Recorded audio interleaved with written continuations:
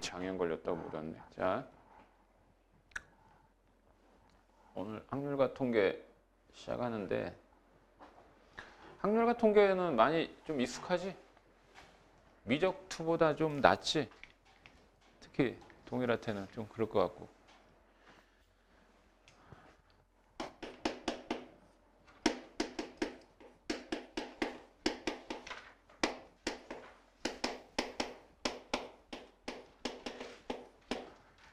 이 확률과 통계 단어는 일단 수능에서 2019년, 그러니까 작년 수능에서 가형이나 나형이나 가형에서 8문항이 출제됐어요. 가형에서. 나형에서는 9문항 출제되고요. 그리고 공통문항은 4문항이었습니다. 공통문항 4문항.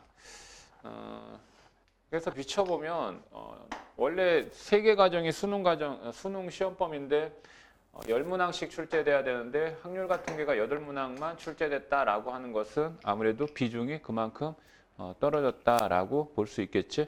자, 그래서 그 추세는 아마 올해도 계속 유지가 되지 않을까라고 예상을 하고 있고, 왜 그러냐면 너희 때까지가 일단 구교육과정이거든. 그러니까 내년도부터는 지금 현재 고등학교 1학년, 그러니까 이제 예비고이죠. 예비고이부터는 이제 수능이 전면적으로 개편도 되고 교과과정도 개편이 됐기 때문에 이후에 확률과 통계에 대한 어떤 비중의 논의는 뭐 이후에 살펴봐야 될 것 같고, 너희들은 일단 봤을 때 이 추세는 그대로 이어지지 않겠느냐라고 생각이 됩니다. 그리고 8문항이 출제가 됐지만 문제는 그 난이도는 어떠냐. 난이도는 극히 평이합니다. 난이도는 극히 평이하고 물론 4점짜리 문항이 배정이 되긴 하는데 그 4점짜리의 문항들도 종류가 다양하지. 그 얘기는 난이도의 차이가 있는데 여기에서는 절대 킬러 문항이 배치가 되진 않는다. 그런데 때로는 모의고사를 보다 보면 뜬금없이 확률과 통계가 30번에 배정되는 케이스도 있었어. 그거는 왜 그러냐면 시험 범위 때문에 그런 거야. 3월 모의고사 시험 범위, 4월 모의고사 시험 범위, 6월 모의고사 시험 범위 다 다르잖아. 그리고 그 수능의 범위하고 실질 다 다르지, 그지? 그래서 실질적으로 수능 시험 범위가 전부 반영된 시험은 9월 달부터야.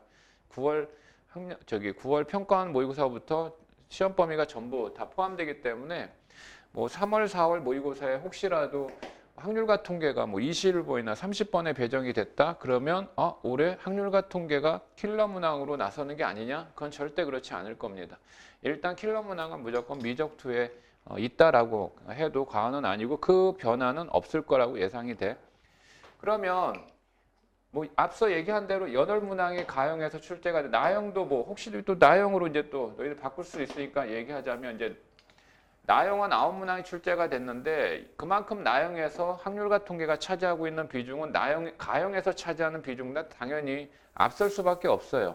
앞서고 그 다음에 난이도에 있어서도 굳이 이거를 뭐 비교하긴 그런데 나형에서 문항이 조금 한 문제 정도 더 난이도가 있는 문항이 있다라고 할 수도 있겠고, 근데 뭐 거기서 거기고 그걸 굳이 이제 비교해서 난이도를 굳이 구분할 필요는 없을 것 같고요. 그러면 이렇게 생각해야 돼요. 확률과 통계에 대한 비중이 약화됐다. 그리고 난이도가 많이 높지 않다. 그러면 이 얘기는 우리가 어떻게 받아들여야 되느냐라고 하는 것은 각각의 성적에 분포된 기준에 따라서 생각이 달리 되겠지. 일단 상위권 아이들은 무조건 이 확률과 통계는 다 맞아야 되지. 그치? 그 다음에 중상위권 아이들은 여기서 실수가 있어서는 안 되지. 그 다음에 하위권 애들은 반드시 이 부분은 공부를 하면 다 맞을 수도 있다라는 거지. 알겠어? 그래서 확률과 통계에 대한 이 과정은 무조건 다 맞아야 된다라는 목표로 공부를 해줘야 될 것 같아요. 미적투학은 좀 달리. 자, 그러면 이 확률과 통계에서도 굳이 또 난이도를 이제 구별을 하자면 사실은 선생님 기준으로 선생님이 판단하기에는 이게 경우의 수라고 하는 이게 이제 확률과 통계 이제 가장 기본 바탕이잖아. 이 경우의 수라고 하는 이 파트가 가장 좀 어려운 것 같은데 학생들 입장에서도 체감 난이도가 이 부분이 가장 어렵다라고 생각될 수 있는데 다행히도 이거에 대한 난이도는 떨어지면서 그리고 뻔한 문제가 나오고 있어요. 뻔한 문제. 이제 대표적으로 중복조합이 나옵니다. 중복조합이. 그래서 중복조합이 나오기 때문에 이 경우의 수에 대한 부분을 너무 좀 뭔가 케이스를 너무 나누어 가지고 계산하는 그런 문항들은 배제할 필요도 있는 것 같아. 그것 때문에 괜히 실랭이 버리고 고민하고 확률과 통계도 못하겠네라고 하면서 수능에 대해서 좀 더 불안해하는 그런 생각을 갖지 않게 하는 방법으로 그런 문제들은 좀 배제해가면서 공부를 할 필요가 있겠다라는 생각이 들어. 그래서 오늘 이제 경우의 수 파트부터 시작을 하는데요. 이 경우의 수라고 하는 거는 실질적으로 그래요. 너무 공식에 의존하면 안 됩니다. 하지만 기본적인 공식의 계산법은 알고 있어야 되죠. 그래서 이 경우의 수의 얘기는 이렇게 시작되잖아. 일단 나타나는 사건의 개수를 구하는 거야.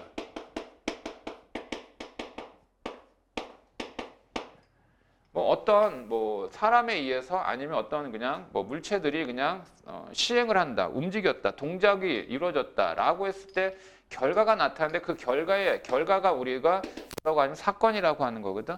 그래서 그 사건의 개수를 구하는 거야. 근데 그 사건의 개수를 구하는데 어떻게 하느냐? 얘네들을 더할 거냐, 그다음에 곱할 거냐. 라는 판단을 해줘야 되고 더하는 게 합의 법칙, 곱하는 게 곱의 법칙이야. 그치? 자, 그러면 어느 경우 때 더하고 어느 경우 때 곱할 거냐라는 판단인데 이게 바로 이 더하는 경우가 바로 케이스 분류입니다. 케이스를 분류하는 거예요. 그러니까 유형을 분류하는 거죠.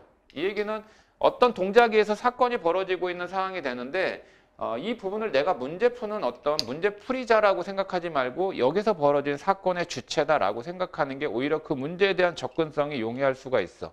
그래서 일단은 사건이 벌어졌을 때 이거를 나타날 수 있는 가지수를 다 세야 되는데 어떻게 하냐면 일단 이럴 수도 있고 저럴 수 있는 즉 이와 같은 케이스를 분류하는 작업.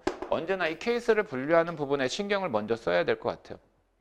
자, 케이스가 분류가 된다는 얘기는 절대 동시에 일어나지 않는다는 얘기죠. 맞죠?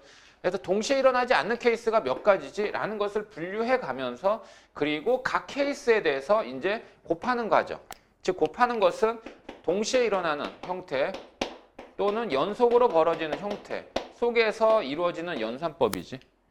너무 이게 뭐랄까 이게 이렇게 치장해서 얘기할 필요는 없을 것 같고 그래서 이제 합의 법칙과 곱의 법칙이 적용이 된다 이 얘기야. 그런데 사실은 이거를 정확하게 경우의 수의 개수를 알아보는 작업은 일일이 세면 되지. 열거해서 세면 돼. 근데 세는 작업이 너무 복잡하고 어떻게 빠진 게 생길 수도 있거든.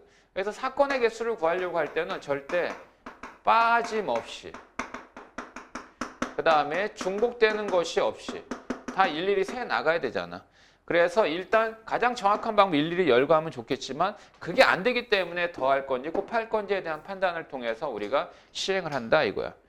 라고 할 때 이것들을 계산하는 작업에 있어서 대표적으로 뭐가 있냐면 수용도 작업이라든가 이거 가지치기 하는 거 있죠.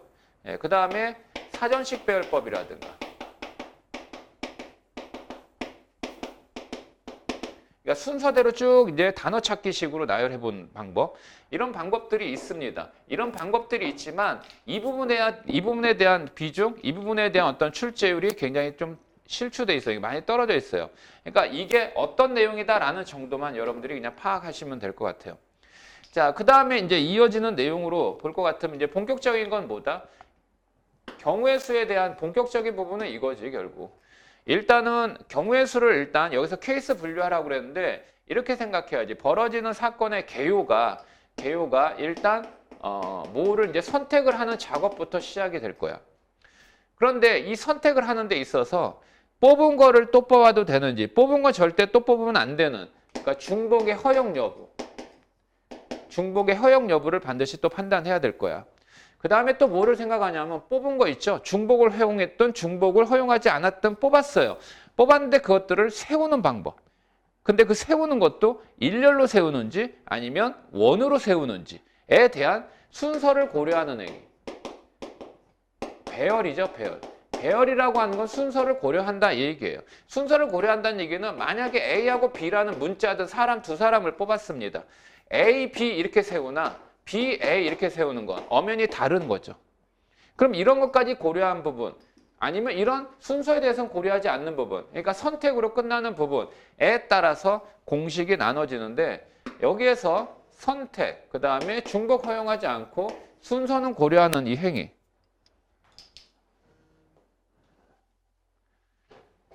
만족하는 것이 바로 이하치 순열입니다. 그죠? 순열이에요. 근데 이거는 정확하게 얘기하면 직순열이다라고 얘기하는 거예요. 직순열. 그러니까 일직선에 일렬로 배열하는 행위. 이게 바로 순열이야. 퍼뮤테이션이야. 자, 그 다음에 선택만 하는 행위. 중복 허용하지 않고요. 순서 고려하지 않는 행위. 이거는 NCR이다. 조합의 개념이다.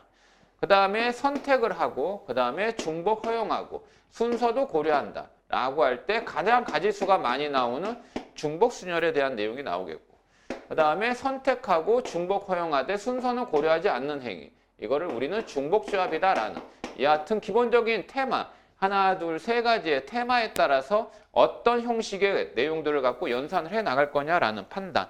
이 부분을 여러분들이 이제 진행을 해 나가면 됩니다. 그렇죠? 자, 그래서 결과적으로 이 확률 통계 이 과정은 실질적으로 이 공식이 무슨 뜻이지? 라는 거에 대한 이해하는 부분은 어렵지 않아. 그리고 이 공식에 대한 연산의 이 부분도 그렇게 복잡하지 않아.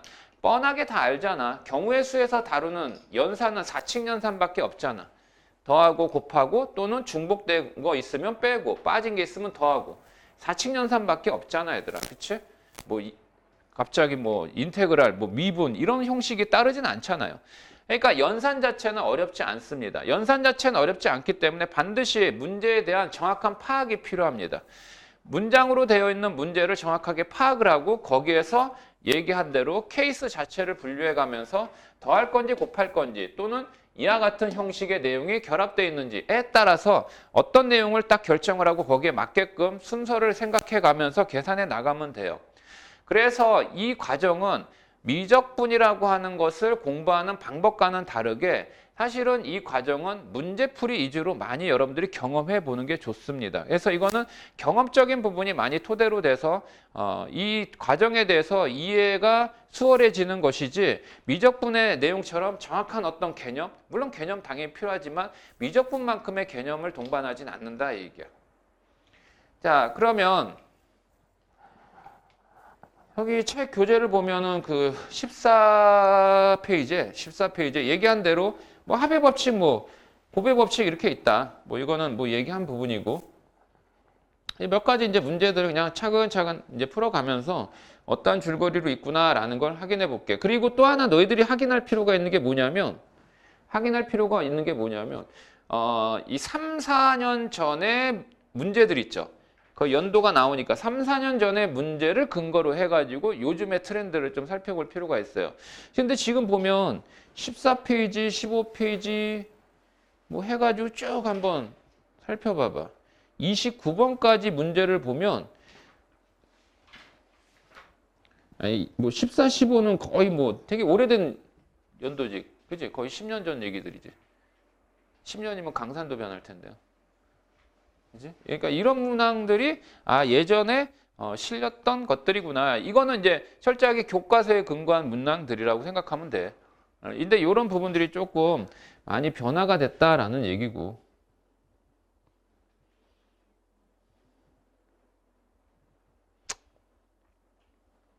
그래서 그냥 간단하게 그 8번 한번 먼저 해보면 8번에 지금 m이라고 하는 값은 1부터 3까지고 그 다음에 n이라는 값은 1부터 8까지야. 그리고 세제곱근 n의 m제곱. 얘가 뭐라고 그랬어? 자연수가 되도록 하래. 근데 얘는 거듭제곱근이고 거듭제곱근은 지수를 이용해서 표현하자면 분수지수가 되죠. 3분의 m제곱 이렇게 되죠. 그럼 얘가 자연수가 돼야 된다 그랬습니다. 그럼 얘가 자연수가 되는 방법은 당연히 이 밑은 뭐야 돼요? 자연수죠. 자연수. 그럼 위에 있는 3분의 m 있지. 3분의 m. 이 3분의 m이 이렇게 돼야지. 얘가 정수야 돼 사실은. 그치? 그런데 정수인데 얘가 0 또는 뭐가 돼야 돼? 양의 정수인 자연수가 되면 된다 이 얘기지. 근데 0은 될 수가 없는 게 M에 0이 없어. 그래서 0은 안 돼. 0은 안 되니까 이렇게 볼까? M이 만약에 1이라고 한번 가정해보자. 근데 3분의 M이 1이면 자연수는 아니잖아. 그러니까 이런 경우는 있지. 변수 M하고 N 두 개가 있어요. 그럼 M하고 N 두 개를 동시에 찾지 말고 하나를 정해놓고 찾아요. 하나를 뭔가 수를 정해놓고 찾으라고요. 이게 나중에 뭐 격자점 개수 구하는 형식도 마찬가지거든. X좌표 하나를 딱 지정해놓고 그 줄에 놓여있는 Y 개수를 구하든가 Y 값을 하나 지정해놓고 X의 값을 구하는 형식과 비슷한데 그러면 얘는 무슨 값을 지정하는 게 편한가? 지금 M의 종류하고 N의 종류를 비교하면 M의 종류가 적지. 그러면 아무래도 이거 얘기했잖아. 케이스 분류하자. 이게 바로 케이스 분류야. 그래서 이거는 일단 M을 지정해놓고 하는 게 좋을 것 같아. 그래서 M이 1일 때 M이 1이면 여기가 3분의 1이 돼. 그런데 여기에 자연수야 된다? 그거는 N의 아는 밑에 따라 또 다를 수 있지. 지수법칙 생각하면. 그러면 M이 1이면 N이 얼마면 되느냐? N이 얼마면 되느냐? 이게 3분의 1이야. 3분의 1이면 얘가 8이면 될 것 같아. 맞아? N이 8이면 될 것 같아. 왜? 8은 2의 몇 제곱? 세제곱. 세제곱에다 3분의 1제곱 하면 2의 1제곱 되니까. 그치? 맞니? 그 다음에 두 번째 M이 2이면 또한 N은 이 지수가 3의 배수가 되게 하는 수는 8밖에 또 없어. 맞지? 그 다음에 M이 3이면 얘는 이미 자연수가 돼버리네. 자연수가 되면 밑은 아무거나 다 되지. 해당되는 1부터 8까지 다 되겠지. 그래서 이렇게 순서상의 개수를 찾아보면 요거 하나, 둘, 그 다음에 몇 개, 8개 해서 더 있나? 2일 때 뭐가 돼? 이게 3분의 4지, 3분의 4. 잠깐. M이 2야. M이 2면은 3분의 2제곱이야. 그러면 N이 얼마면 또 되니? 아이씨, 여기 1 빠뜨렸구나. N이 1이고 8이면 된다. 이것도 1이고 8이면 된다. 그치? 이거 1을 빠뜨렸네. 자, 그래서 총 몇 개야? 2개, 8개, 총 12개다 이거지. 미시 1이면 뭐 그 값은 무조건 1일 테니까.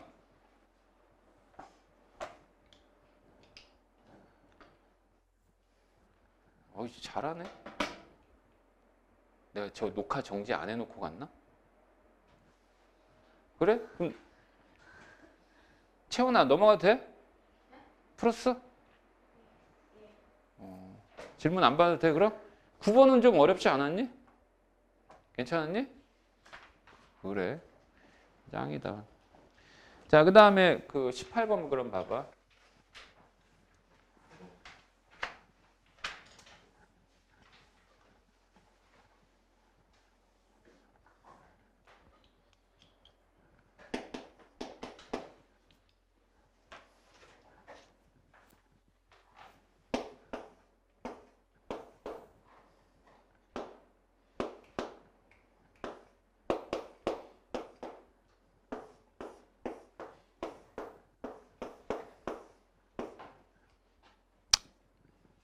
이게 아니라 이렇게 돼 있네. 섬이 6개 있어요. 섬이 6개. 자, 그런데 흰색, 노란색, 파란색 깃발이 각각 2개씩 총 6개 있을 때 이 6개의 깃발을 섬에 1개씩 세우고자 한다. 다리로 연결된 이웃한 두 섬에는 같은 색의 깃발을 세우지 않는다고 할 때 깃발을 세우는 경우의 수를 구하라 그런 거야. 이거는 뭐 때문이냐면 수용도 때문에 그런가? 수용도 때문에 한번 해보자라는 측면인데 뭐 이건 굳이 이제 수용도라고 볼 수도 있고 문제는 무슨 뜻인지 알겠니? 색깔은 흰색, 노란색, 파란색 깃발이 2개씩 해서 6개 있는 거야. 알았지? 그리고 서로 이웃하게 연결된 두 섬에는 같은 색을 칠하지 않는 거예요. 이게 어떻게 보면 색칠하는 방법이기도 하고요. 자, 그러면 여기에다 이제 요걸 이제 좀 구별하기 위해서 서로 이제 번호를 한번 매겨볼까?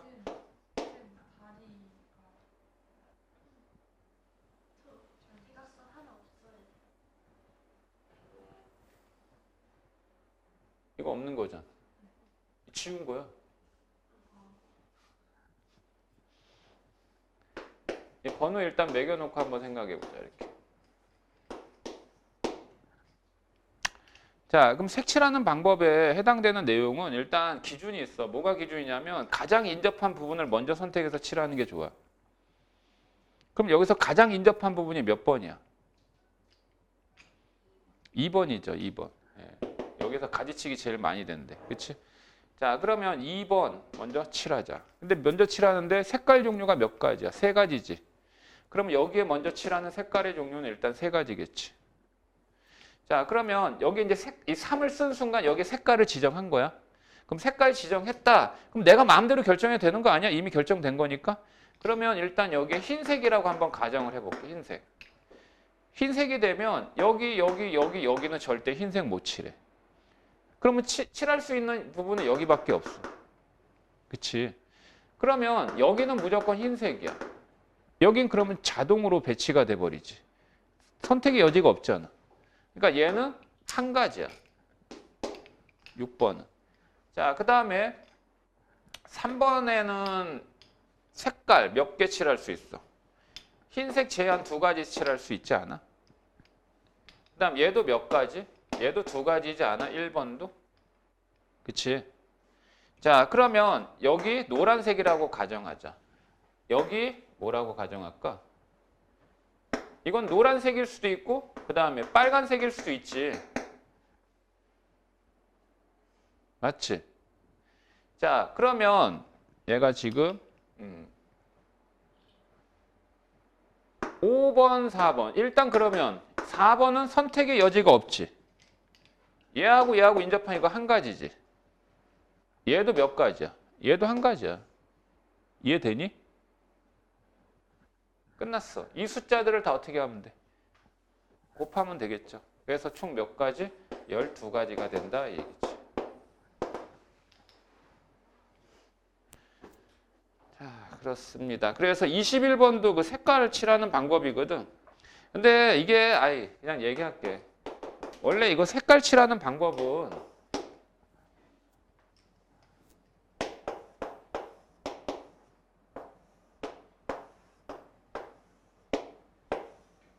색깔 칠하는 방법은요. 지금 5개의 영역을 나눠줬는데 빨강, 노랑, 파랑 중 한 가지 색을 칠하는데 인접한 서로 다른 색을 칠하여 하는 방법의 수를 구하라. 이렇게 얘기해놨지. 여기 이제 번호 매겨놓을게. A, B, C, D, E. 이거 원래 칠하는 방법은 첫 번째 가장 인접한 부분 먼저 칠해라 그랬잖아. 근데 이런 경우는 원래가 이렇게 따지는 거야. 인접하지 않은, 이웃하지 않은 영역. 이웃하지 않은 영역 얘나 얘, 뭐 얘나 얘 등등 많죠. 그러면 그 중에 하나를 선택을 해요. 그 중에 하나를 선택한 다음에 그 인접하지 않은, 그러니까 이웃하지 않은 영역의 색깔이 같은 색일 때 또는 다른 색일 때 구별해 놓고 칠하는 거예요. 알겠어요? 자, 그러면 그러니까 왜 그래야 되냐면 이런 것 때문에 그래. 생각해봐. 이거 A, B, C, D, E 색깔은 몇 개 있어? 3개 있지. 색깔의 종류는 3개밖에 없어. 3개밖에 없다. 그러면 그 색깔을 그냥 1, 2, 3번이라고 가정할게. 빨강, 노랑, 파랑 이렇게 있잖아. 빨강, 노랑, 파랑 이렇게 3가지 색밖에 없어. 그러면 여기서 가장 인접한 부분이 어디야? B인가? 그냥 B라고 할까? 그러면 봐봐. 만약에 아무 생각 없이 하자. 그럼 선택할 수 있는 가지수 3가지야. 그러면 A는 2가지야. B하고 다른 색이야 되니까. C 몇 가지야? C 2가지야. 맞지? 그 다음에 D는 몇 가지야? B하고 C하고 달라야 되니까 한 가지지. 그 다음에 E는 몇 가지일까? 마지막 E는 몇 가지야? 이거 다 했잖아. 이거 다 칠했잖아. 이제 마지막 2만 칠하면 돼. 몇 가지야? 왜 대답 못해? 한 가지 맞니?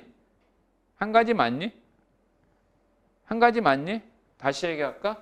B는 무조건 당연히 먼저 칠하니까 3가지. A는 2가지인 줄 알겠지?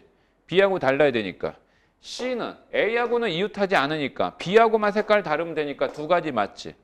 그 다음에 D는 B하고 C하고 다른 색이니까 얘는 어때? B하고 C하고도 인접하니까 다른 색이어야 되는 거 맞지? 잠깐만. D가 왜 한 가지야? D는 C하고만 인접해 있는 거지? 그러면 C하고만 색깔 다르면 되니까 두 가지지. 맞아요? B하고 D는 인접한 게 아니자. 그러면 E는 몇 가지냐고? 한 가지야? E하고 인접한 데가 B하고 D잖아. B하고 D야. 여기서 이제 헷갈려지는 거야. 그럼 얘가 왜 한 가지일까? E는 인접하는 부분이 B하고 D인데 B하고 D하고 색깔 달라야 되니까 얘는 한 가지 선택권밖에 없다라고 생각할 수 있지만 문제는 얘를 한 가지라고 생각한 것은 B하고 D의 색칠한 색깔이 똑같다라는 게 아니라 다르다라는 전제지. 다르다는 전제잖아. 하지만 B하고 D는 인접하지 않기 때문에 같은 색이어도 돼, 안 돼? 같은 색일 수도 있다는 얘기야. 얘가 같은 색이면 얘는 선택할 수 있는 게 두 가지잖아. 그럼 여기서 구분져야지. 맞아? 구분져야 된다고. 그래서 첫 번째 이렇게 따지는 거라고. B하고 D가 같은 색일 때. 두 번째, B하고 D가 다른 색일 때. 이렇게 나눠서 생각해 줘야 돼.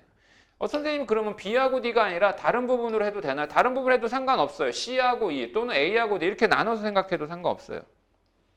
어차피 이게 빙글빙글 돌다가 내용이 이제 등장하는 거라서. 자, 그래서 B하고 D는 같다라는 전제로 하는 거야. 그럼 일단은 B를 선택하는 방법은 아까처럼 세 가지. 얘 두 가지인 건 맞아. 얘 두 가지인 건 맞아. 얘 두 가지인 건 맞아. 오케이? 아니지. 두 가지가 아니지. B하고 D는 같아야 되니까 B가 결정되면 D는 선택권이 없어. 그냥 한 가지야. B에 칠한 거 따라가야 되니까. 그러면 E는 B하고 D가 같다라고 했으니까 선택할 수 있는 색깔의 종류는 몇 가지야? 두 가지인 거지. 그럼 얘네들은 연속으로 벌어지는 형태니까 이 수들을 곱하기 처리해서 3, 8에 24, 24가지가 되고 그 다음에 또 이거 다른 색이다라는 전제. 이거 어차피 여기까지 똑같아. C도 똑같아. 그치? 그런데 D는 말이야. C하고 색깔이 달라야 되지만 B하고도 색깔이 달라야 되거든. B하고 C는 다른 색이잖아. 당연히. 그래서 얘는 아까하고 다르게 뭐죠? 얘는 한 가지입니다. 이것도 한 가지네. 한 가지야? B하고 D는 다른 색이다. 얘하고 달라야 되고 얘하고도 달라야 돼. 뭐야 이거 한 가지네? 대신에 E는 몇 가지야? E는 몇 가지야? E는 얘하고의 색깔이 다르니까 한 가지지. 또 곱하는 거지. 몇 가지? 12가지. 이게 케이스 분류한 거야. 그럼 케이스 분류된 사건의 개수는 둘이 어떻게 더해 곱해. 더해줘야 되죠. 그래서 총 36가지가 되는 거예요. 색칠하는 방법은 저렇게 하는 겁니다. 채연아 왜? 이해 안 돼? B와 D가 같으면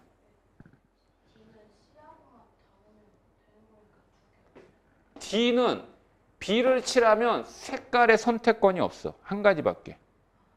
얘를 따라가야 돼. 얘하고 무조건 같은 색이어야 되니까. 그러니까 한 가지밖에 없지. 오케이? 뭐 23번 이런 문제 다 빼. 상관없어.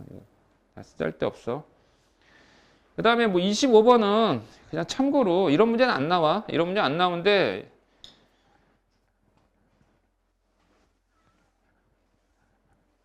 그냥 맛배기로 그냥 보여주자면 1, 2, 3, 4라는 4개의 숫자를 갖고 일렬로 배열한 거죠. 맞니? 1, 2, 3, 4라는 4개의 숫자를 갖고 일렬로 배열한 거예요. 자, 그러면 1, 2, 3, 4를 일렬로 배열하는 방법은 4팩이죠. 4팩은 24가지입니다. 그러니까 거기에 나열된 숫자의 종류는 총 몇 개야? 24개야. 근데 거기에 24개의 숫자의 합을 다 더하래. 알았지? 24개의 숫자의 합을 다 더하래. 순서대로 이렇게 1, 2, 3, 4 있고. 그지? 그 다음에 여기 1, 2, 1, 2, 4, 3 있고. 땡땡땡 해가지고 여기에 마지막 수가 4, 3, 2, 1이지? 4, 3, 2, 1. 그 다음에 이 앞에 수가 뭐 4, 3, 1, 2야. 이런 거는 이제 예전에는 많이 냈었어. 많이 냈었는데 설마 이거를 다 더하라고 하는 거는 실질적으로 이거를 일일이 다 더하라고 하는 의미는 아닐 거 아니야. 그러니까 이게 참 이게 경우의 수 문제다라고 보기에는 그래. 수열 문제일 수도 있어. 얘는 규칙이 있는 거야. 어떤 규칙이 있냐면 이게 제일 작은 수죠. 이게 제일 큰 수죠. 제일 작은 수하고 제일 큰 수를 더해보세요. 얼마예요? 여기다 1, 2, 3, 4 더하면 이 숫자가 다 5가 됩니다. 그지? 그 다음에 두 번째로 작은 수, 두 번째로 큰 수끼리 또 더해봐. 그러면 이거 또 더하면 얘네들의 숫자는 다 각 자리수가 다 5예요. 그치? 맞아? 그러니까 결국 이 5555가 총 몇 개가 되는 거야? 24개인데 이 두 개의 항이 한 쌍이 돼서 다 5555를 이루니까 12쌍이 더해지는 거잖아. 그래서 이거 계산하는 거야. 필요 없는 거고. 다음 27번.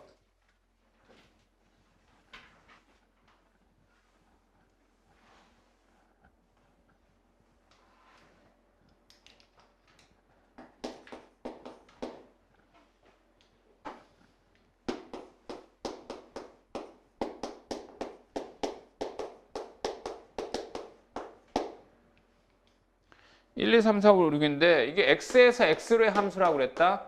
x에서 x로의 함수. x에서 x로의 함수라는 것은 정역, 공역이 같다는 뜻이야. 그러니까 공역도 1, 2, 3, 4, 5, 6으로만 구성되어 있다 이 얘기야. 그리고 가의 조건. 얘가 무슨 대응? 1대1 대응이라고 그랬어.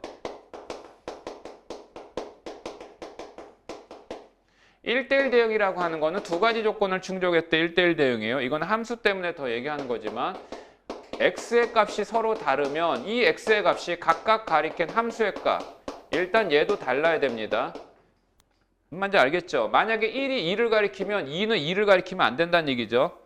하나 조건이 더 있어요. 이 조건만 만족할 때는 1대1 대응이라고 하는 게 아니라 1대1 함수라고 하는 거예요. 그렇죠? 그래서 1대1 대응은 1대1 함수에 포함되는 내용이야. 1대1 함수에 포함되는 내용이야. 이 조건만 만족하면 1대1 함수야 얘들아. 자, 그런데 여기에다가 치역이라고 하는 값. 치역이 뭐니? 치역이라고 하는 건 정역에 있는 원소가 양같이 공역에 있는 원소 있어. 1, 2, 3, 4 뭐 이렇게 있다. 여기 1, 2, 3 이렇게 있다. 얘가 1을 가리켜다. 얘네들을 우리는 함수값이라고 하고 이 함수값을 원소로 갖는 이 집합. 이걸 치역이라고 그래. 그럼 치역은 1, 2지만 공역은 1, 2, 3이야. 엄연히 달라. 알았어? 자, 그러면 여기에다가 치역과 공역이 같아야 돼.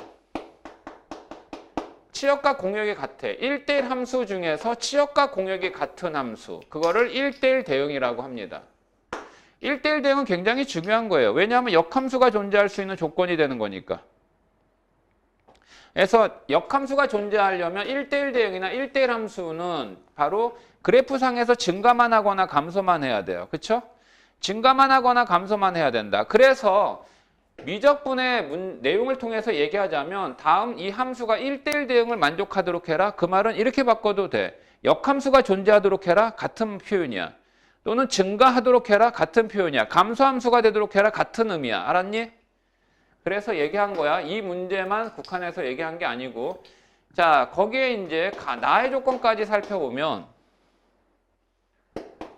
n이라고 하는 값이 1보다 크고 2보다 작거나 같을 때만이야. 같을 때만. 더 확장해서 너희들 스스로가 생각하면 안 돼. 자, 여기에 f2n. f2n은 fn보다 작고 fn은 다시 f3n보다 작다라고 했어요. 그래 놓고 이 두 가지 조건을 만족하는 함수 f의 개수를 구해보시오라고 한 겁니다. 자, 이 문제 만만치 않아 얘들아. 이 문제 만만치 않아. 지금 현재 이렇게 돼 있는 상황이야. 여기 정역에 1, 2, 3, 4, 5, 6이 있어. 자, 여기 공역도 똑같이 1, 2, 3, 4, 5, 6이 있어. 이렇게 돼 있다. 자, 1대1 대응해야 돼. 이거는 뭐 그냥 그렇구나라고 넘어갈 수 있지. 근데 이 조건을 만족해야 돼. n이 얼마일 때만, 1하고 2일 때만. 여기서 n이라고 하는 건 정역의 원소지. 그러면 얘는 자연수밖에 없어. 1, 2, 3, 4, 5, 6 중에 어떤 두 자연수. 1과 2일 수밖에 없지.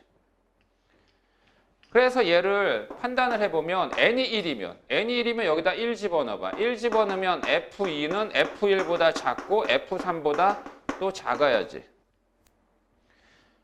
또는 n이 2여봐. n이 2면 F4는 F2보다 작고 또 F6보다 작아야지.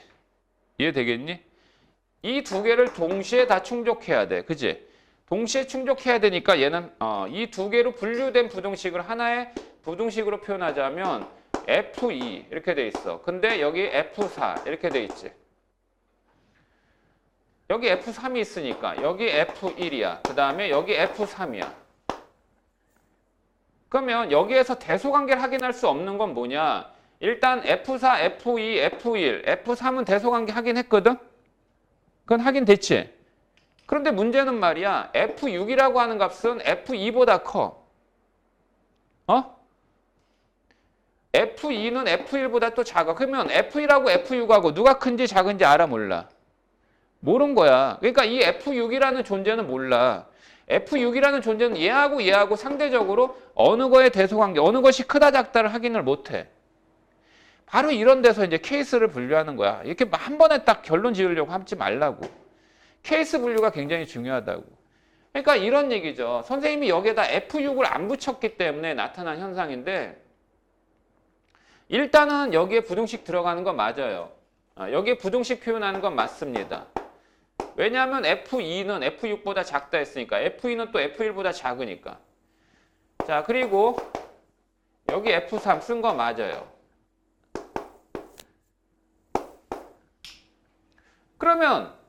그러면 말이야. 그러면 F6이 들어갈 수 있는 자리는 몇 군데일까? 여기 아니면 여기 아니면 여기 아니니?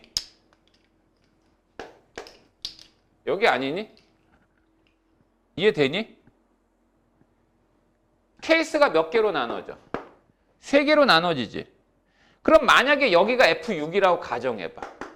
여기가 F6이라고 가정하면 결과적으로 이 F1, 이 정역에 있는 원소 1, 2, 3, 4, 6은 이미 확정값이야. 무슨 말인지 알겠어? 그러면 여기에 있는 정역 1, 2, 3, 4, 6을 뺀 나머지 어떤 원소만 남았니? 5만 남았지, 5만. 그럼 이 5가 가리킨 F5는 어디에 들어가도 상관없지. 그 말은 뭐야? 이 5가, 정역에 있는 이 5는 아무거나 선택해도 관계없는 거지. 그렇잖아. 그러면 얘가 선택할 수 있는 가지수는 몇 가지야? 5가 선택할 수 있는 가지수 몇 가지야? 6가지잖아, 6가지. 아니, 이 새끼가 이미 얘를 딱 이렇게 선택을 해놔. 얘가 1을 선택했어. 그리고 얘네들은 이 부등식을 만족하게끔 배치되면 되잖아. 이해돼? 만약에 여기가 F6이다. 가령 여기가 F6이 됐다. 그러면 얘는 1을 선택했고 1대1 대응을 만족해야 되니까 자, 일단 제일 큰 놈이 얘예요. 그죠? 그러면 3이 무조건 6을 가리켜야 돼요. 그 다음에 얘죠. 1이 그 다음에 5를 가리켜야 돼요. 그 다음에 F6. 6이 바로 4를 가리키고 2, 그 다음에 얘가 3을 가리키고 그 다음에 어디 갔어? 4가 2를 가리키고 이렇게 되면 1대1 대응 맞잖아. 이해하겠니? 그러면 얘는 일단 6가지야. 그러면 F6이 들어갈 수 있는 자리는 여기, 여기, 여기. 그런데 여기 하나 들어갈 때마다 얘가 선택할 수 있는 값이 무조건 6가지지. 이거일 때 6가지, 이거일 때 6가지, 이거일 때 6가지. 그래 안 그래? 이건 동시에 일어나는 사건들이 아니잖아. 그러니까 666 더해서 얼마다? 18가지가 된다 이거지.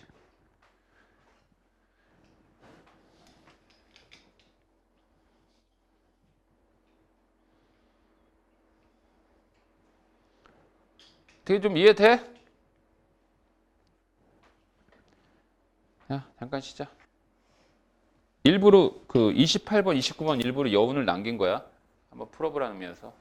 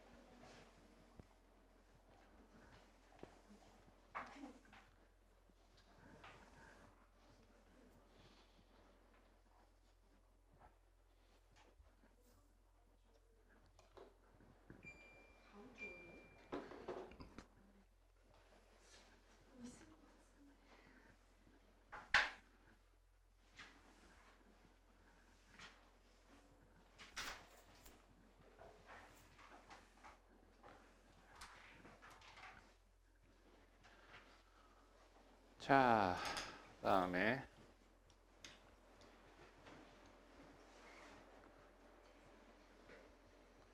아마 이 학통 단어는 좀 다른 과정에 대해서 좀 수월하긴 하는데 민석이 너는 알아둬야 될 게 내신 대비는 센으로 해.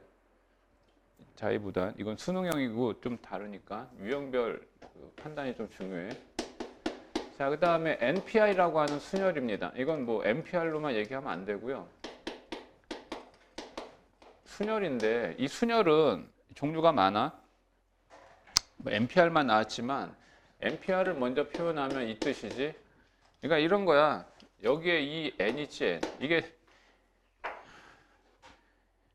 중복조합 있잖아. 그다음 뭐 그 자연수의 분할, 집합의 분할 있지. 그 내용은 이제 교과가 그냥 빠져. 자연수의 분할, 집합의 분할 다 들어봤지. 그거 다 빠져. 재수하면 너희들 편하게 학통 준비할 수 있어. 자, 여기에서 이 N은 서로 다른 거야. 서로 다른. 얘는 선택 대상이야. 선택 대상. 이 자리에 오는 숫자는. 그리고 얘는 서로 다른 것들이야.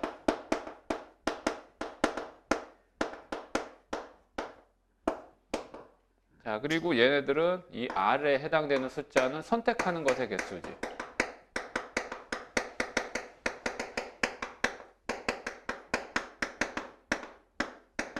그리고 얘네들은 또 중복 허용하지 않은 거야.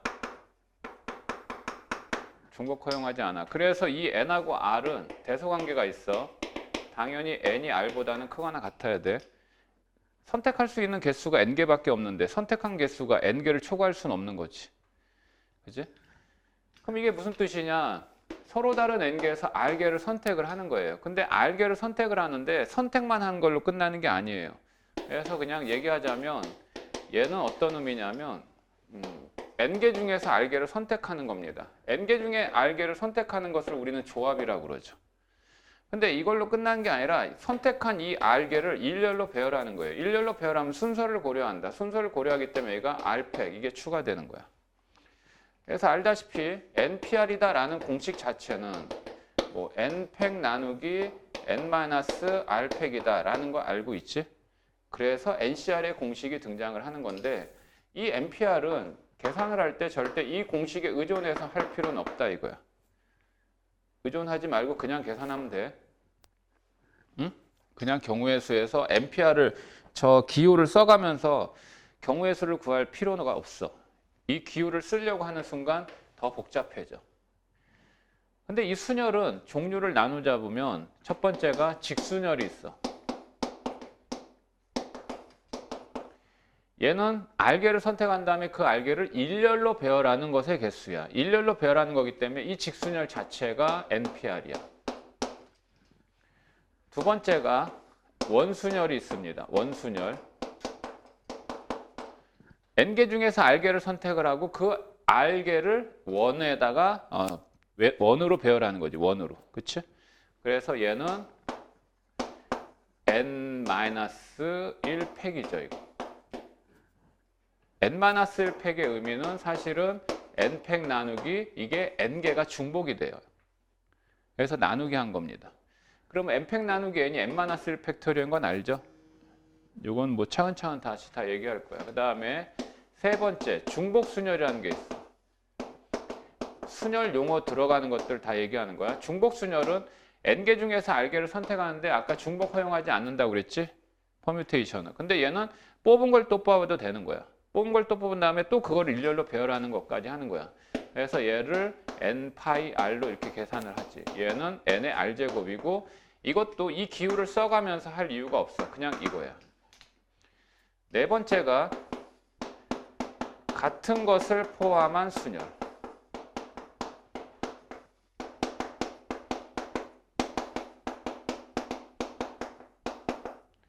여기서 가장 중요한 거는 사실은 이게 중요한 것 같아요. 이게 가장 여러분들이 좀 주목해야 될 부분입니다. 같은 것을 포함한 순열인데 이 서로 다른 N개가 있는데 이 서로 다른 N개가 다 다르지를 않아요. 그 중엔 같은 것도 있다는 겁니다. 같은 것도 있다 보면은 배열을 하다 보면 경우의 수가 달라지죠. 어떤 얘기냐면 선택 대상이 A, A, B, B다. 그러면 여기에 이렇게 선택을 했어. 여기에 같은 게 포함되어 있지. A, A. 근데 이 A의 A끼리는 자리 바꿔도 순서를 구별할 수 없지. 구별을 못하지. 그러면 원래 이게 4개거든. 4개를 일렬로 배열하는 방법은 4팩이야. 근데 이 3개짜리는 서로 자리 바꿔도 구별을 못하잖아. 그럼 얼마만큼 줄어들어? 얘네들을 일렬로 배열하면 3팩의 경우의 수가 발생되잖아. 그만큼 줄어든 걸로 나누기 처리해줘야지. 이게 같은 것을 포함한 순열인데 여기에서 이 같은 거라고 표현하는 것은 여하튼 문자가 같거나 숫자가 같거나 하는 의미도 있지만 이 안에는 이런 의미도 있어요.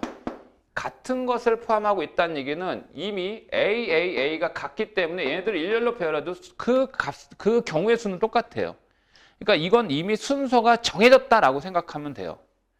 그럼 순서가 정해진 이미 순서가 정해진 다른 문자나 순서가 정해졌다는 얘기는 숫자로 얘기했을 때 대소관계에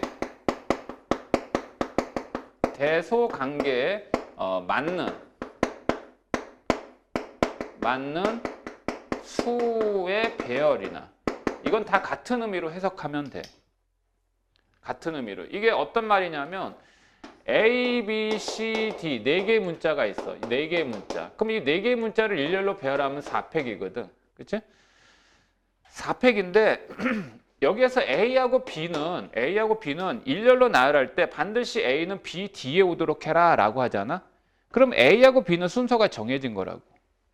그러니까 얘네들은 여기 A 있으면 D에 반드시 B가 있어야 된다고. C하고 D는 어디에 들어가도 상관없어. 그러면 얘하고 얘는 BA 이거는 안 된다는 거야. 이거는 안 돼. 그러면 결국 얘하고 얘는 순서 바꿀 수 없는 거잖아. 그러면 결국 이거는 이 A, B 문자가 다르지만 얘를 AA로 간주한 거하고 똑같잖아. 그치? 그래서 이때 나누기 2팩을 해주는 거야. 그러니까 같은 문자로 취급하는 내용이 바로 이거죠. 순서가 정해진 다른 문자 배열. 또한 1, 2, 3, 4가 있어요. 이 1, 2, 3, 4를 일렬로 배열하는 방법 또한 4팩입니다. 4팩인데 여기에서 1과 3은 크기 순서대로 배열해라 그러잖아. 크기 순서로 배열하라 그러면 1, 3 반드시 이렇게 돼야 되고 나머지 2, 4는 어디에 들어가도 상관없어요. 그러면 얘하고 얘는 3, 1 이거는 안 된다는 거죠. 이거는 안 되기 때문에 얘는 그냥 1, 3 분명히 다른 숫자이긴 하지만 얘하고는 서로 위치를 바꿀 수 없기 때문에 그냥 1, 1이 배열되든 3, 3이 배열되든 같은 문자로 간주해라 이 얘기하고 같아. 그래서 얘도 나누기 2팩 해주는 거야. 되겠니? 자, 그리고 원순열 내용 요거는 이제 별도로 문제통에서 얘기하도록 할게요. 그럼 그래서 뭐 단순한 연산 문제들은 생략하고 넘어가도 되겠죠? 지금 보시면 뭐 2018년 거 뭐 있긴 한데 35번 문제는 넘어가 되지 않아? 4명을 일렬로 배열하는데 4팩 아니야? 36번에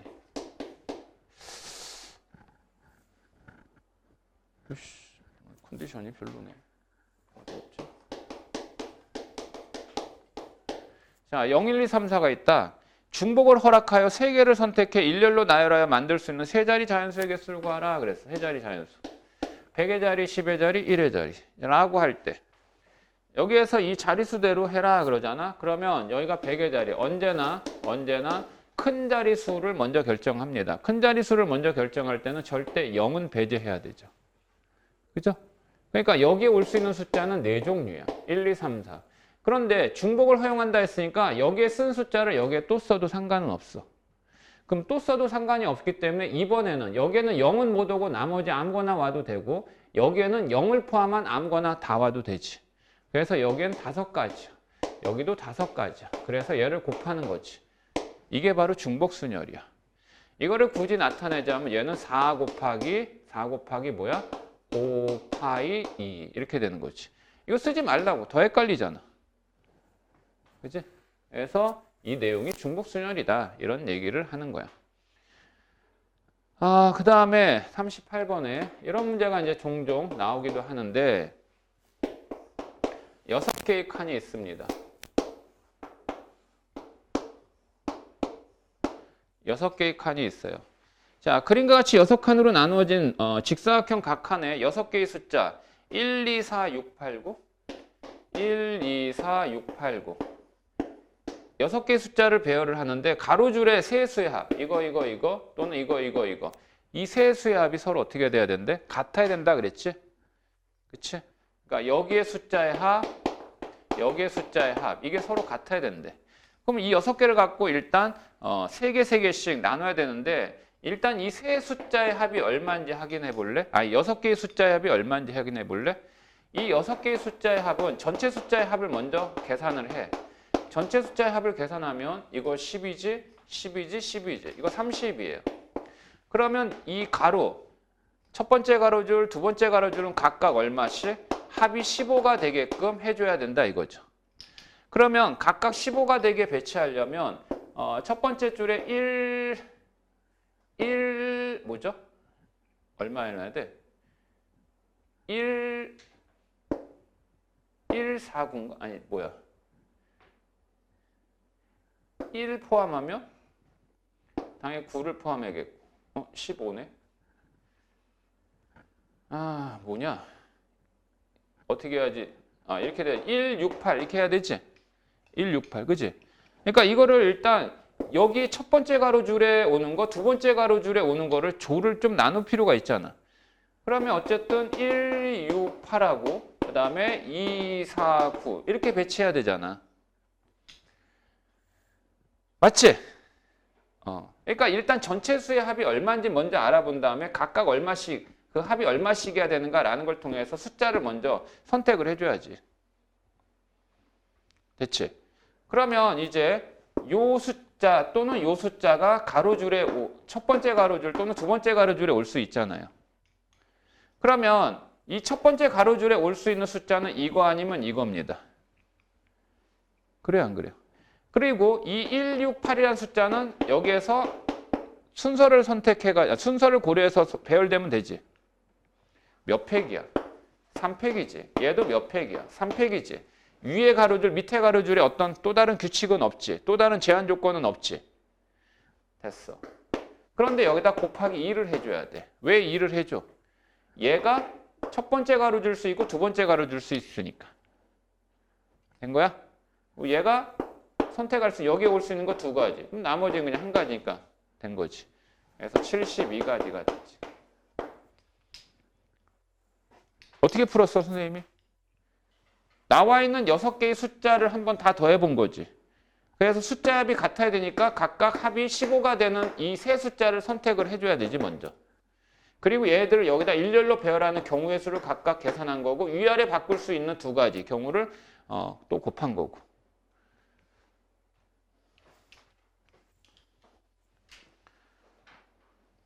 자, 넘겨서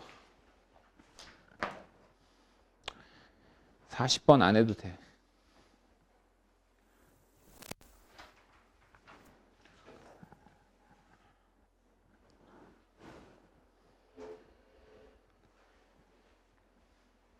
울렁거리지?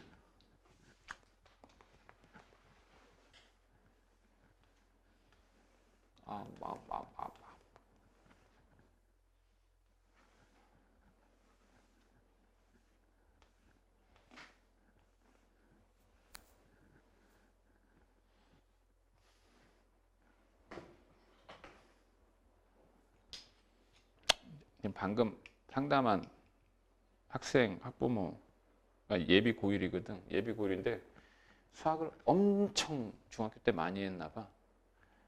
뭐 또 자사고를 간대. 그래가지고 막 선행 수업을 막 들으려고 그래. 1학년 예비 고1 건 예비 고1은 예비 고1대로 다 듣고 또 선행 수업을 들으려고 그래. 그래서 2학년 과정 필요하면 들어라 그랬거든. 그랬더니 스케줄이 어떻게 나오냐면 월화수목금토 다 나와야 돼. 월수금에 2시간씩 그리고 화목토에 3시간씩 다 하겠대. 하라 그랬지. 원래 수학료를 따지면 얘네들은 3시간씩 해서 수학료가 좀 더 비싸거든.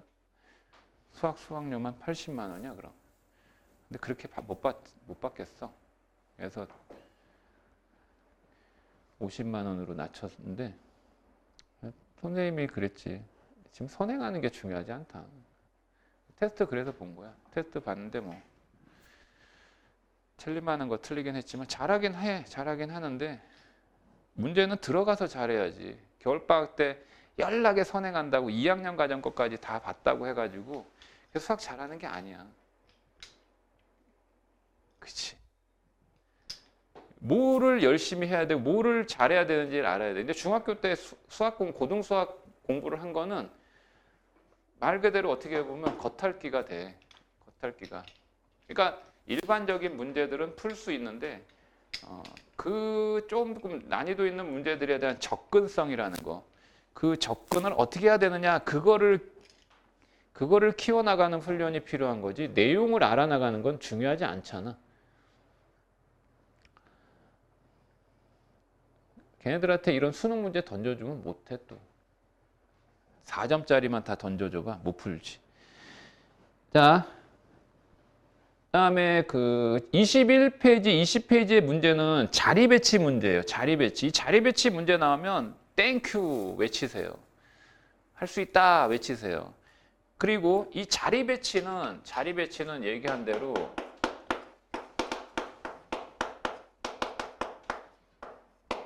자리 배치는 내가 주체야. 내가 주체.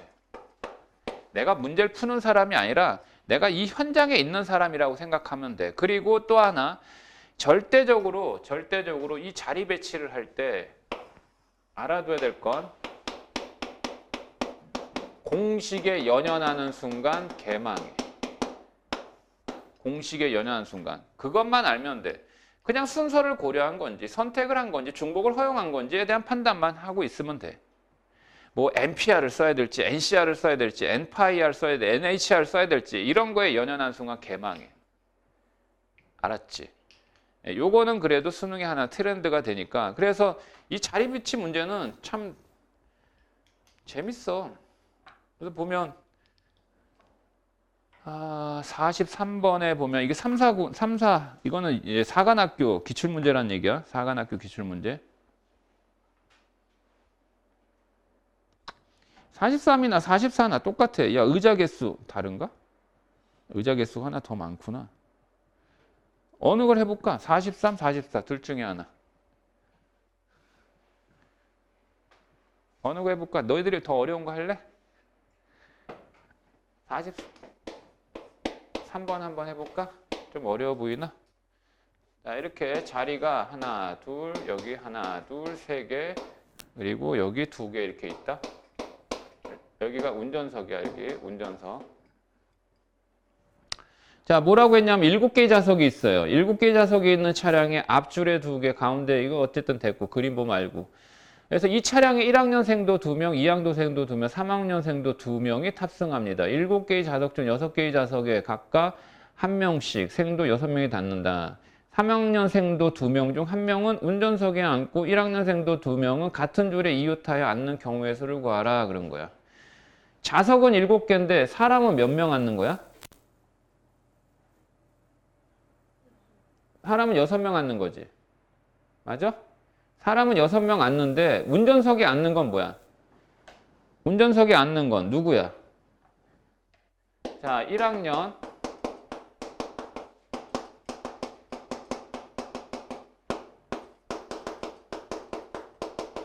다 2명씩이야. 2명씩, 그지? 근데 3학년 1명은 운전석에 앉아야 되지. 또 다른 1명 있고, 그지? 자, 그리고 1학년은 같은 줄에 앉아야 돼. 1학년은 2명이 같은 줄. 2학년은 제한 조건 없니? 2학년은 아무 데나 앉아라 이거지? 그래. 그러면 너희들이 만약에 3학년이라고 가정해봐. 3학년생이야. 그리고 너희들이 이거를 이제 정해줘야 될 거 아니야. 어디 이제 앉아봐. 그러면 방법의 수가 몇 가지인지 한번 생각을 해보자 이거지. 됐지? 자, 봐봐. 운전석에 먼저 앉힐까? 운전석 앉는 사람 먼저 정할까? 그래. 그러면 운전석에 앉는 사람 몇 명일까? 앉을 수 있는 사람 몇 명이야? 그렇지, 2명이야. 자, 그러면 여기에서 운전사에 앉는 사람 3학년 일단 빠졌지. 그럼 나머지 한 명 있지. 나머지 한 명 아무 데나 앉아도 되지. 아무 데나. 그 다음에 1학년 여기 이제 제한 조건이 있는 같은 줄 2명이 같은 줄에 앉아야 되지. 그럼 같은 줄에 앉는 방법은 여기거나 여기지. 맞지? 근데 같은 줄에 앉으면서 이웃하에 앉는다고 그랬잖아. 이웃하게 앉는다. 오케이?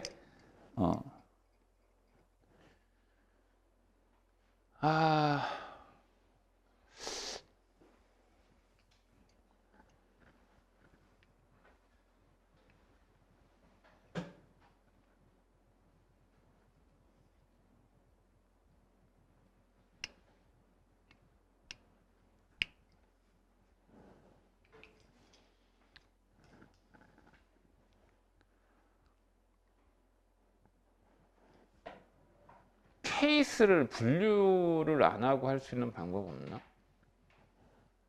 자, 뭐냐면 여기서 케이스를 한번 분류를 해야 되는 생각이 든 게 왜 그러냐면 1학년 2명이 같은 줄에 앉아야 되다 보니까 여기 앉거나 여기 앉을 수 있는 케이스가 분류가 되잖아. 처음에는 이 생각을 해봤어. 아니 이 새끼 이 1학년 이 두 놈이 A, B가 있어. 근데 이 새끼한테 먼저 야 너 혼자 자리에 앉아 그래. 그럼 얘가 선택할 수 있는 자리는 5군데지. 여기 앉을 수는 없어. 그지? 근데 요 놈이 어디에 앉느냐에 따라서 얘가 선택할 수 있는 가지수가 달라져 버려. 무슨 얘기냐면 얘가 선택할 수 있는 자리는 5군데라고 해보자 이거야. 5군데라고 해보지만 얘가 여기 앉으면 B는 선택권이 없어. 여기 앉아야 돼. 근데 여기 앉으면 이웃하에 앉는다고 그랬니? 이웃 앉는다고 그랬지? 그러니까 이 A가 여기 앉으면 여기 앉아야 돼. 선택권 없지. 하지만 여기 앉으면 B는 여기 앉을 수도 있고 여기 앉을 수도 있고 뭐 그러잖아. 그래서 헷갈려져 버린 거야. 그래서 이렇게 하자. 같은 줄에 앉는다. 먼저 이 같은 줄을 먼저 선택하자 얘들아. 뭐를? 줄을 먼저 선택하자고. 그러면 줄을 먼저 선택하는데 여기를 1행이라는 용어를 1열이라는 용어를 쓸게. 여기를 2열이라는 용어를 쓸게 얘들아. 자, 그러면 이 2명이 여기 앉을 수도 있고 여기 앉을 수도 있잖아요. 이건 동시에 일어나는 거 아니잖아요. 그러니까 케이스를 나누자고. 그래서 1열에 앉았다라고 하자. 1열에. 얘네들이 1열에. 그럼 1열에 앉는 방법은 2가지야. 아니 A, B, B, A 이렇게 2가지잖아. 됐지? 그럼 이제 여기 다 앉았어. 다 앉았지? 그 다음에 2학년 2명 있지. 2학년 2명. 그리고 3학년 1명 남았지. 얘들은 아무렇게나 앉아도 되지. 이 3명은 아무렇게나 앉아도 되지. 그러면 이 3명이 A, B, C 3명이라고 가정해 볼게. 그러면 얘한테 먼저 선택권을 줘. 얘 몇 가지, 자리 몇 가지 선택할 수 있어? 4가지 선택할 수 있죠? 4가지. B는 3가지, C는 2가지죠? 맞아요? 이거 다 곱해요. 얼마예요? 이거 24, 이거 48인가? 이렇게 되겠지? 됐어? 아직 끝난 게 아니야. 자, 2번째. 이번에는 1학년이 2열에 앉았다라고 하자. 2열에. 여기를 선택한 거야, 여기를. 응? 오케이? 이건 선택한 거니까 여기다 2가지 하면 안 되고. 그러면 여기에서 A, B 1학년 2명이 있어. A, B 1학년 2명이. 근데 이웃해야 된대잖아. 그러면 이웃해야 되니까 이웃한다 그러면 이 새끼를 이제 하나로 생각하자. 하나로. 하나로 생각하면 이렇게 앉을 수 있고 이렇게 앉을 수 있는 몇 가지야? 2가지지. 2가지. 하지만 얘네들끼리 자리 바꿔도 되지. 이 안에서. 그래서 또 2 곱하고. 됐지? 됐니? 자, 그리고 나머지 3명. 2학년 2명, 3학년 나머지 1명은 그냥 4, 3, 2인 건 아까하고 똑같아. 그럼 얘는 얼마야? 이거의 2배잖아. 2가 한 번 더 곱해졌으니까 96이야. 얘하고 얘하고는 다른 케이스지. 다른 케이스니까 어떻게 해줘야 돼? 더해줘야 되지. 이거 더하면은 143가? 맞아? 자, 그럼 답이 144냐? 빠뜨린 거 있어. 3학년 운전석에 앉는 가지수 몇 명이라고 그랬어? 두 가지라고 그랬으니까 여기다 곱하기 2 해줘야지. 그래서 288가지가 이렇게 되는 거지. 됐어?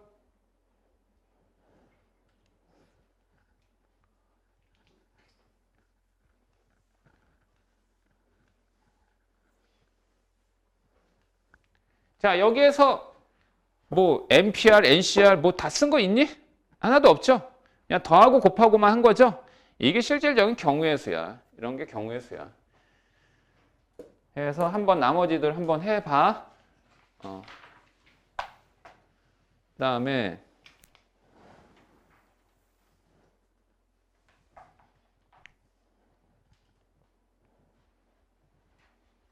51번은 일단 안 해도 되고요. 빼시면 되고.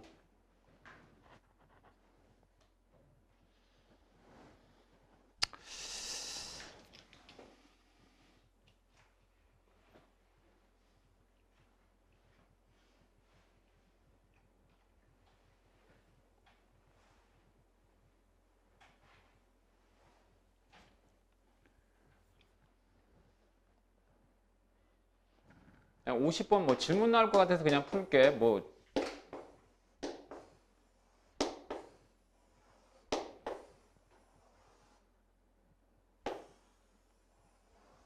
이게 반지름이 1, 2, 3, 4, 5야. 1, 2, 3, 4, 5야. 1, 2, 3, 4, 5. 그랬을 때 여기 A, B, C, D, E. 여기다가 이 원판에다 색칠해가지고 구별하려고 그래. 근데 색깔의 종류는 몇 개야? 색깔의 종류는 세 가지야. 그지? 물감 색깔의 종류는 세 가지야. 자, 여기다가 색칠해가지고 구별하려고 한다. 그런데 지금 각 색깔의 물감통의 양이 10통 이하만 사용할 수 있어. 그 말은 한 통이 A 영역만 칠할 수 있대. 알겠지? 그럼 얘가 반지름을 1로 하면 얘는 파이잖아. 얘는 4파이, 9파이, 16파이, 25파이야. 그러니까 파이는 생각하지 말고 숫자를 생각하면 돼. 그러니까 다 뭐냐면 색깔 3개가 각각 10통 이하만 쓸 수 있다는 얘기는 하나의 색깔로 10파이의 면적만 색칠할 수 있다는 뜻이야. 그치? 이런 거는 너희들이 직접 문장을 통해서 파악해야 돼. 이거 선생님이 이렇게까지 다 설명해버리면 이걸 내가 다 해석해 주는 거야. 문제를 해석해 주는 것은 너희들의 문제가 아닌 거야. 그럼 내가 다 해결한 거지. 그냥 나는 너희들에게 이런 과정을 거칠 필요가 있다라는 걸 기준으로 설명을 하는 거기 때문에 너희들이 익혀야 될 것은 선생님이 이렇게 문제를 해석하는 과정에 대한 이해를 하란 얘기야. 그리고 이후에 문제를 풀 때도 똑같이 한번 연습을 해보도록 하란 측면이고. 그러면 물감 색깔을 일단 편하게 A, B, C라고 이렇게 가정을 해볼게. 그래서 얘도 10파이, 10파이, 10파이 칠할 수 있는 물감 양이 있는 거라고. 그래. 그러면 여기에 물감 양은 얼마 필요해? 1이 필요해. B에는 3이 필요해. 왜 3인지 알겠지? 여기는 이게 합쳐서 4파이니까. 그 다음에 이거 숫자 합해서 구해야 돼. 9파이니까. 이거 합쳐서 16이야 되니까 여기는 이게 9면은 이게 7이야 되고. 여기 25니까. 이 16이면은 여기가 25니까 여기가 9. 이렇게 돼야 되겠지. 이 숫자 의미 알겠니? 의미 알겠어? 그래. 자, 그러면 이렇게 해볼까? 만약에 순서를 한번 생각을 해봐. 얘를 A에다 칠했어요. 얘를 A에다가. A 물감을 이 A에다 칠했습니다. 그럼 당연히 이 B 자리에는 A를 칠하면 안 돼요. 그죠? 구별해야 되니까. 그럼 여기 B를 칠했다라고 가정해 봅시다.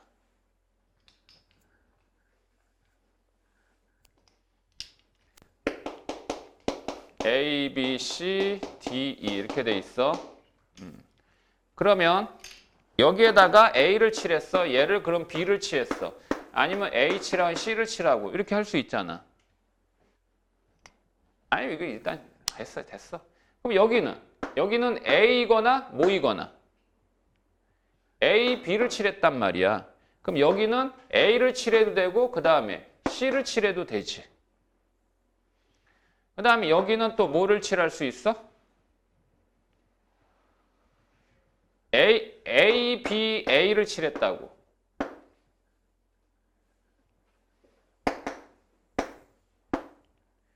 A, B, A를 칠했어. 그러면 여기 뭐 칠해야 돼? B 아니면 C지. B 아니면 C지. 근데 너희들 잘 생각해. 여기가 B를 칠했다. 그럼 잘 생각하라고 했어. 뭘 잘 생각해야 되냐면 B하고 D는 B 색깔만 칠한 거야. 그러면 B하고 D에 칠하는 양은 10파이가 필요해.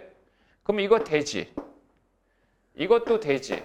A, C 10파이 이하니까 되지. 그럼 여기는 뭘 칠해야 되지?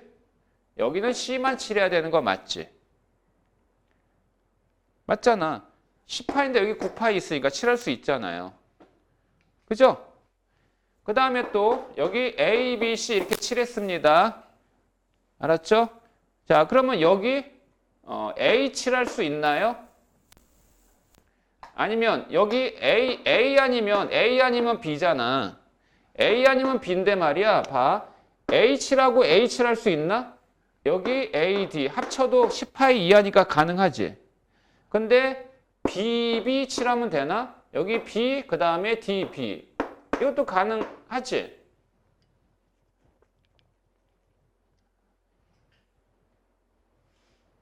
맞아? 맞아? 자, 그러면 여기는 어떻게 돼야 돼? 여기는 A 2번 썼고 B 2번 썼어 이미. 그럼 여기 그러면 C? 여기는 5파이, 여기 9파이. 이거 합치면 10파이. 넘어버리잖아. 되니 안 되니? 안 되지? 돼, 안 돼? 아니, 요 자리는 A를 2번 쓰고 B는 안 썼거든. 그럼 C 썼고 여기 C 오면 돼, 안 돼? 10파이가 초과돼 버리잖아, C 색깔이. 그럼 C 오면 안 되지. 그럼 B가 올 수 있나? B 여기에서 3파이, 여기 10 넘어버리지. 넘어버리지. 이거 그러면 안 되네. 여긴 B도 오고 C도 뭐다. 그러니까 이게 이 자체가 안 되지, 이 자체가.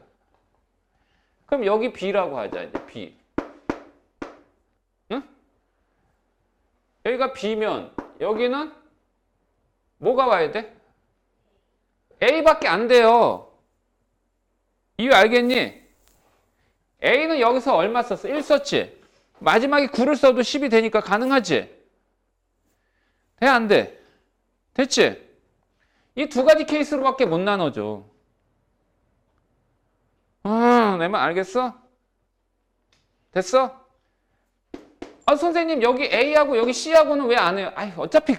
어차피 똑같단 말이야. 어차피 두 가지야, 두 가지. 그런데 이 자리가 A가 와도 되고 B가 와도 되고 C 이거 바꿔도 되잖아요. 바꿔도 A, B, C 위치를 바꿔도 상관없잖아. 안 그래? 그러니까 그 얘기는 이 A, B, C의 이 순서를 바꿔도 되는 거 아니야. 바꿔도. 그럼 이거를 순서를 바꾸는 방법의 수는 몇 가지야? 순서를 바꾸는 방법의 수는 몇 가지야? 3팩이지.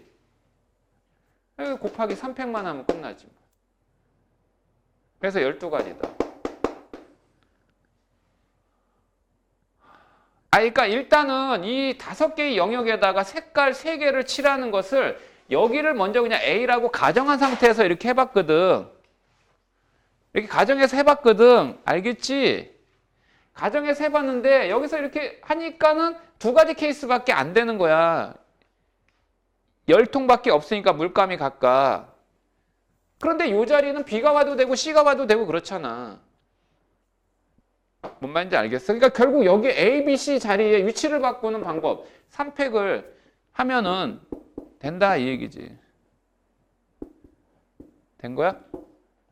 그래서 답이 12가지라고. 그 다음에 54번에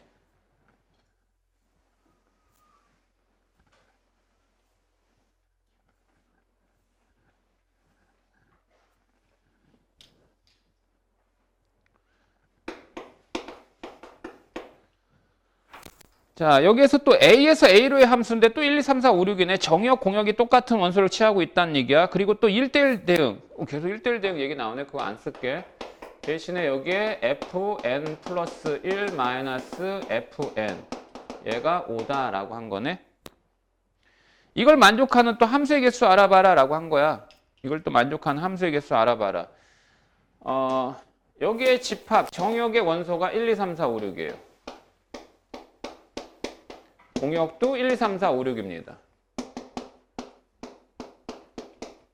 함수의 개수 알아봐라. 1대1 대응이다. 1대1 대응은 다시 설명 안 해도 되겠고 이 조건을 만족해야 되는데 이 n이라고 한 숫자는 1, 2, 3, 4, 5, 6 중에 하나지.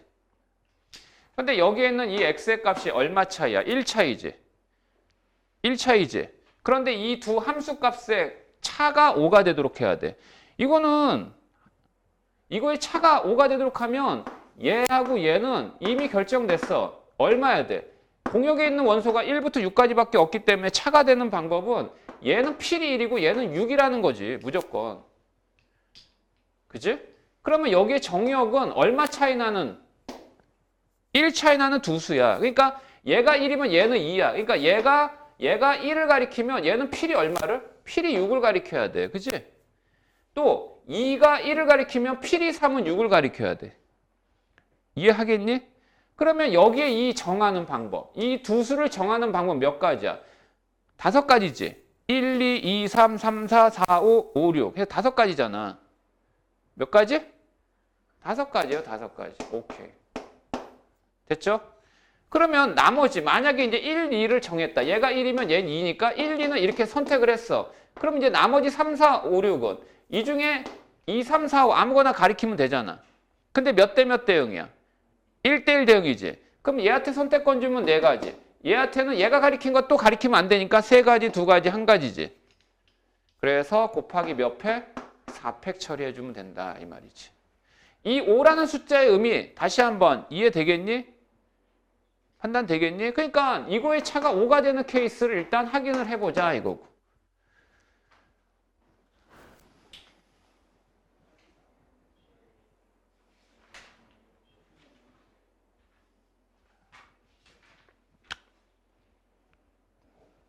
됐습니까? 됐어요? 네.